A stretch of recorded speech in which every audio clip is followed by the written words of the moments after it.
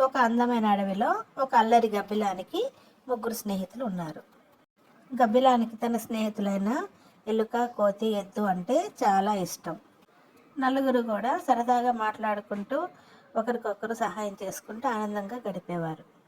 అయితే ఒకరోజు గబ్బిలము పగలు కూడా ఎగరాలని అనుకుంది. అయితే కోతి గబ్బిలంతో, "నువ్వు పగలు ఎగరలేవు కదా, రాత్రికే నీ కళ్ళు అలవాటు పడ్డాయి కాబట్టి పగలు ఎగరాలంటే నీకు కష్టం" అంది కోతి. కానీ ప్రయత్నించడంలో తప్పు లేదు కదా అని ప్రోత్సహించారు ముగ్గురు స్నేహితులు గబ్బిలాన్ని. గబ్బిలం ఒక్కసారి చెట్టు మీద నుంచి గాల్లో ఎగిరింది. సూర్యుని కాంతి కళ్ళల్లో పడగానే కళ్ళు మూసుకొని వెంటనే కింద పడింది. పూల మొక్కల మీద పల్టీలు కొడుతూ గబ్బిలం కింద పడగానే స్నేహితులంతా కలిసి గట్టిగా నవ్వారు. అక్కడున్న మిగిలిన జంతువులన్నీ కూడా నవ్వాయి.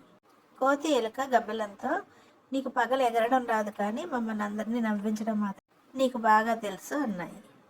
అయితే ఎద్దు మాత్రం గంభీరంగా మిగిలిన జంతువులను వారిస్తూ, ఎవరి ప్రత్యేకతలు వారికి ఉన్నాయి కాబట్టి వాటిని అనుసరిస్తూ మనం ఉండాలి అని చెప్పింది.